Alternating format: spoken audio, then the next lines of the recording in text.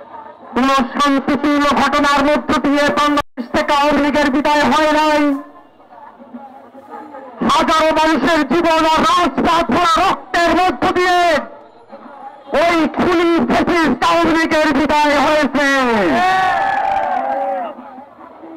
আমাদের পুনর্জন্ম হতে পারে, কিন্তু আওয়ামী লীগের পুনর্বাসন আমরা হতে দেব না।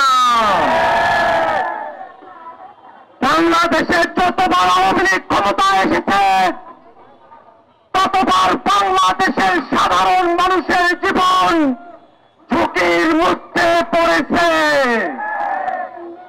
আপনারা দেখেছেন, সাম্য, মানবিক মর্যাদা, সামাজিক সুবিচারের কথা বলে যে মুক্তিযুদ্ধ হল, তারপরে আওয়ামী লীগ ক্ষমতায় এসে বাংলাদেশে গণতন্ত্রের বদলে বাংলাদেশে তারা বাকশাল কায়েম করেছিল। বাংলাদেশের মানুষ দীর্ঘ সময় ধরে যে গণতন্ত্রের লড়াই লড়ে এসেছে, সেই গণতন্ত্রের মুখে চুনকালি দিয়ে 14, 18 এবং 24-এর নির্বাচনের নামে কলঙ্ক প্রহার দিয়ে বাংলাদেশে ফেসিবাদ কায়েম করেছিল ওই পতিত আওয়ামী লীগ। বাংলাদেশের মানুষ শুধু তাদের কথার মধ্য দিয়ে নয়, তাদের জীবন দিয়ে আওয়ামী লীগের বিষয়ে তাদের সিদ্ধান্ত জানিয়ে দিয়েছে। আমাদের ভাইরা জীবন দিয়েছিল ওই খুনি হাসিনার হাত থেকে বাংলাদেশকে রক্ষা করতে, বাংলাদেশকে ফ্যাসিবাদী আওয়ামী লীগের হাত থেকে মুক্ত করতে। আমাদের ভাইরা জীবন দিয়েছিল।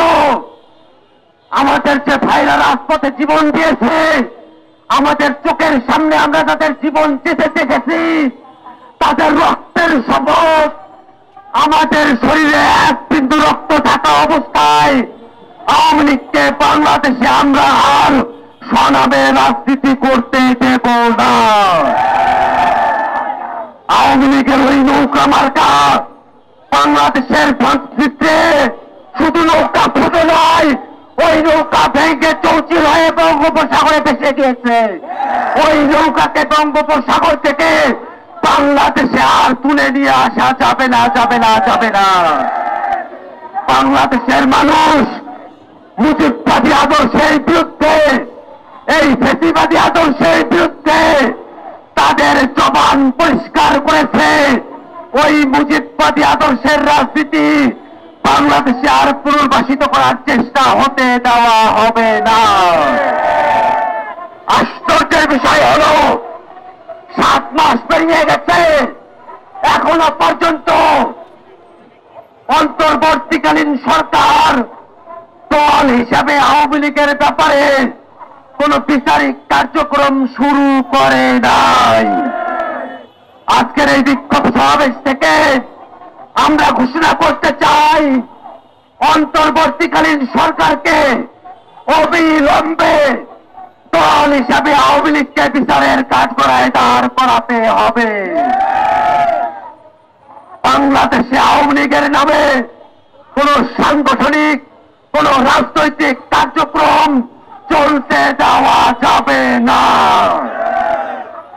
আওয়ামী লীগের নিবন্ধন অল্প সময়ের মধ্যেই বাতিল ঘোষণা করতে হবে। আওয়ামী লীগের নিবন্ধন যদি বাতিল করা না হয়, এই ছাত্র জনতা আবার রাজপথে এসে আওয়ামী লীগের নিবন্ধন বাতিল করিয়েই ছাড়বে ইনশাআল্লাহ। সংগ্রামী উপস্থিতি, অনেকে ভালো আওয়ামী লীগের কথা বলে, আমরা তো বলি রোম বাঁচতে গিয়ে যেমন কম্বল উজাড় হয়ে যায়, রোম বাঁচতে গিয়ে যেমন কম্বল উজাড় হয়ে যায়, আওয়ামী লীগের ভালো নেতৃত্ব বাছাই করতে গেলে গোটা আওয়ামী লীগে উজাড় হয়ে যাবে। আওয়ামী লীগের কোন ভালো নেতৃত্ব নাই।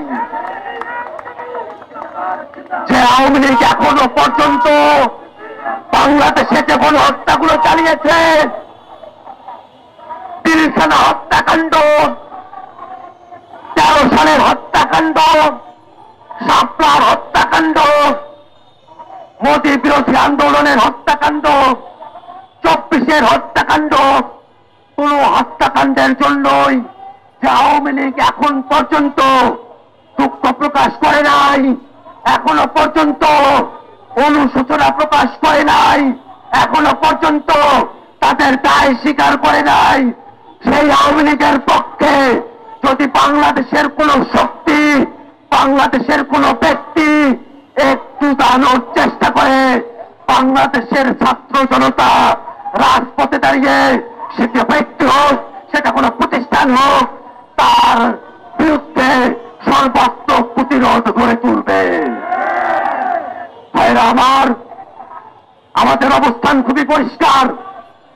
আজকের বিক্ষোভ সমাবেশ থেকে আমরা স্পষ্ট করে বলতে চাই, শুধু আওয়ামী লীগের নেতা কর্মীরা নয়, দল হিসাবে আওয়ামী লীগের বিচার করতে হবে, আওয়ামী লীগের নিবন্ধন বাতিল করতে হবে, আওয়ামী লীগের রাজনৈতিক এবং সাংগঠনিক কার্যক্রমের উপরে নিষেধাজ্ঞা আরোপ করতে হবে।